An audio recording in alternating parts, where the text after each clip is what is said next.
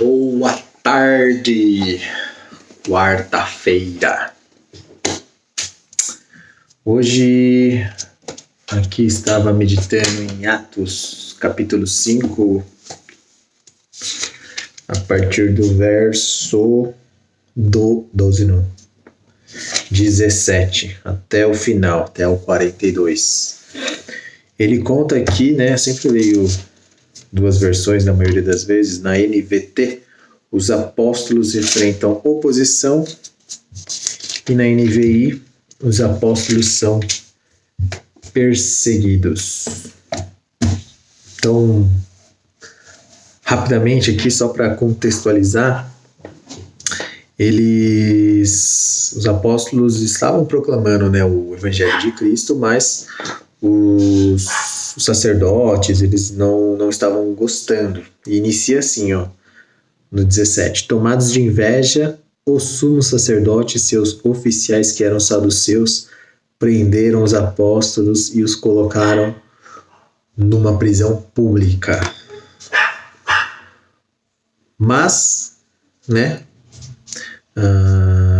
um anjo ele liberta, né, os apóstolos e ordena para que eles vão ao templo e voltem a pregar, né, para o povo.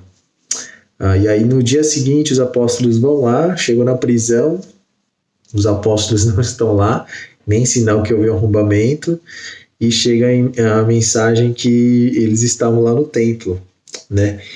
E aí, né, como é que ele fala aqui, o capitão e os guardas, eles foram prender de novo, né, os apóstolos, e levaram para os caras, para o sumo sacerdote, para os líderes lá, né. E olha o que eles falam no 28. Nós lhes ordenamos firmemente que nunca mais ensinassem em nome desse homem, disse ele, e mesmo assim vocês encheram Jerusalém com esse ensino e querem nos responsabilizar pela morte dele. Não era nada mentira, foi a verdade. E olha o que Pedro e os apóstolos respondem: devemos obedecer a Deus antes de qualquer autoridade humana, né? Então, muito importante ter isso, né, em mente. O Deus de nossos antepassados ressuscitou Jesus dos mortos depois que os senhores o mataram pendurando-o numa cruz, né? E aí ele fala e tudo mais, e aí eles querem matar os caras, querem matar os apóstolos. Aí entra o nosso querido Gamaliel. Já tinha ouvido esse nome, mas não sabia qual é a história. O que ele era? Ele era um especialista, era um cara bastante respeitado na época, era um dos mestres lá, da liderança. E Gamaliel parece que não... Talvez ele temia a Deus, né? Ou ele já era crente, já acreditava que Jesus realmente havia ressuscitado, e de uma forma mais política, ou até tentando persuadir, né? Ele coloca isso, né? Ele coloca assim pro conselho, né? Israelitas, cuidado com o que planejam fazer a esses homens.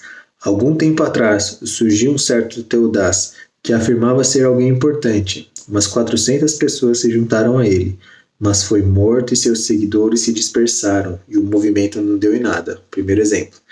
Ele dá um outro exemplo. Depois dele, na época do censo, apareceu Judas da Galileia, que fez muitos seguidores. Ele também foi morto e seu grupo se dispersou. Portanto, meu conselho é que deixem esses homens em paz e os soltem. Se o que planejam e fazem é meramente humano, logo serão frustrados. Mas se é de Deus, vocês não serão capazes de impedi-los. Pode até acontecer de vocês acabarem lutando contra Deus. Então, o conselho aceita esse conselho dele, né? O conselho aceita o conselho, né? Fica engraçado, mas a liderança lá aceitou, né, o conselho, mas chamaram os apóstolos e mandaram açoitá-los, né? Dar umas chicotadinhas. E aí que vem a parte que, para mim, quando eu li, eu falei: caramba, os caras eram eram zica. Quando os apóstolos saíram da reunião do conselho, estavam alegres, porque Deus os havia considerado dignos de sofrer humilhação pelo nome de Jesus.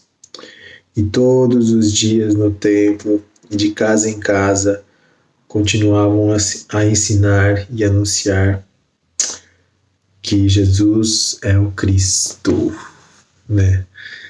E, poxa, quando eu li isso aqui, eu falei, cara, a gente realmente, a gente não é nada, né? A gente reclama de muitas coisas e às vezes a gente tem tudo, né? Deus nos dá tudo e às vezes a gente reclama por coisa muito pequena.